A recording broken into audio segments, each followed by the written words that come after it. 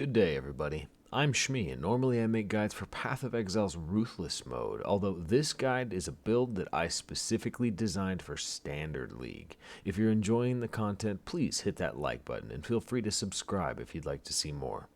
Today, I'm back to show you all how to create a Blightkiller Witch. You see, I main Ruthless, but I wanted to take a little break to get in as much Blight League content as possible.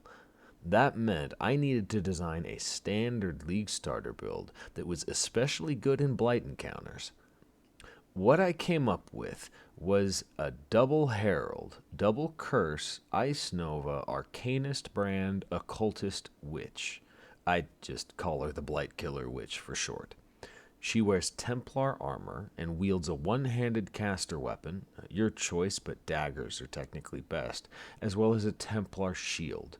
Her clear speed is amazing because with Freezing Pulse and Ice Nova Link to Arcanist Brand, she can constantly keep everything frozen, leading to gigantic Herald of Ice explosion clears. She's also a tremendous bosser due to the extreme elemental penetration that she gains, as well as a simple high damage and extreme crit rate from her spells.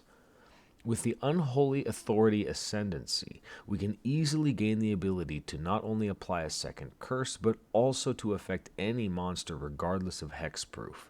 This means that we can obliterate anything regardless of its resistances by stacking both Frostbite and Elemental Weakness.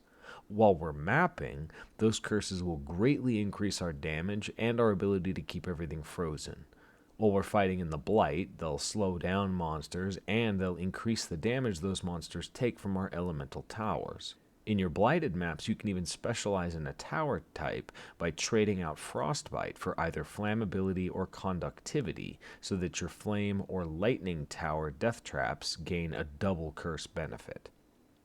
We also get to choose how we apply those curses. We're going to use one of our 4 links to link our 2 curses with Hex Touch and Frost Blink. Whether we're aggressively teleporting forward or defensively teleporting away, we'll be automatically applying both curses without needing to cast them. In addition to Herald of Ice, we aura stack with Herald of Thunder, Clarity, Vitality, and Determination. An optional and expensive addition is anointing your necklace with the Charisma notable, which gives you enough mana reservation efficiency to also add the Discipline aura. This takes 2 golden oils and an opalescent oil. It's powerful, costly, and 100% optional. We end up getting so much mana reservation efficiency that it can be possible to tech out your Herald skills with support gems. At one point, I had added cold damage on Herald of Thunder and added lightning damage on Herald of Ice. That way the 2 heralds were proccing each other a lot more easily. But now that I'm using Discipline, I can't afford that without having enough mana to cast my spells. It's hard for me to give you an exact setup for your auras because of what level you can take Clarity or Vitality to, whether or not you can support your Heralds, and whether or not you can use Discipline depends on how much total mana you have and exactly where you're at in the build. You can easily add those supports to your Heralds without Discipline, but with Discipline it really depends. And that brings us to our use of mana. This build takes the Ascendancy Forbidden Power. When Arcanist Brand activates, it uses your mana to cast the spell that you've linked. On another one of our 4 links, we're going to link together Arcanist Brand, Ice Nova, Arcane Surge, and Bone Chill.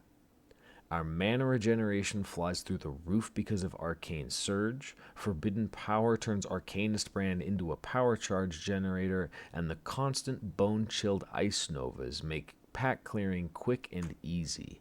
It's even pretty easy to keep some bosses permanently frozen. That leaves our main damage spell and our 6th link, Freezing Pulse. You can use faster casting as soon as you get it in Act 2, but once you get Arcanist Brand, you're not going to have enough mana to keep up until the point where your build is complete. Once you do get to that stage at endgame, you're going to have Freezing Pulse connected to Pinpoint increased critical damage and faster casting. I'm using increased critical strikes instead of increased critical damage because of the amulet that I'm using. Your 5th and 6th links are going to vary depending on your gear as well as personal choice. Increased item rarity, cold penetration, spellblade, added cold damage, hypothermia, or ice bite are all perfectly valid options. It's up to you.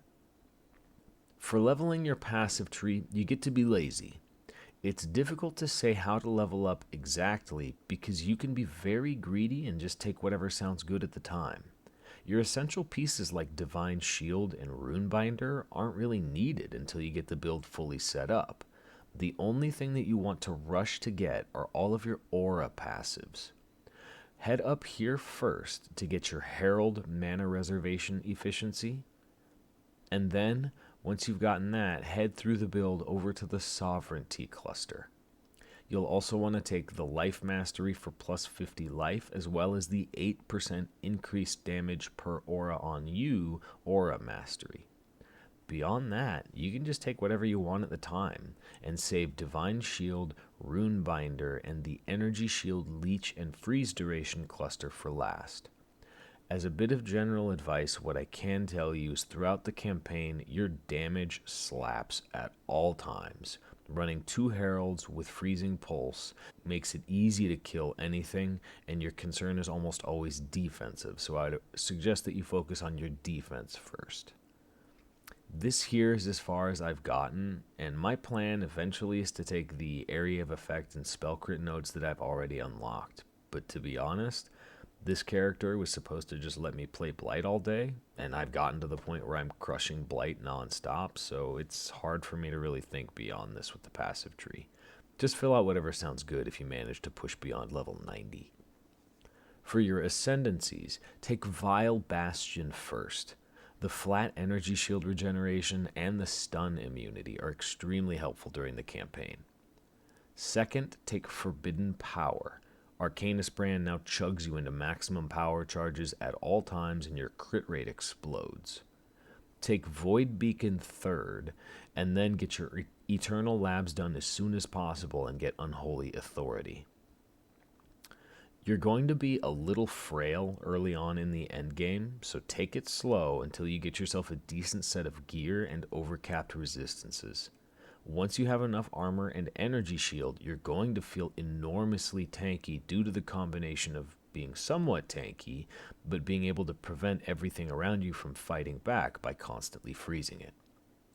After you get set up, you will immediately explode into speed farming your maps, and your freezing pulse will hit like an absolute truck. You'll shatter screenfuls of mobs at a time, and you'll take down bosses before they can even get their first hit off. You'll blaze through your Atlas, and you'll become Sister Cassia's best friend on your Blightkiller Witch. Thank you for watching, and until next time, take care, Exiles.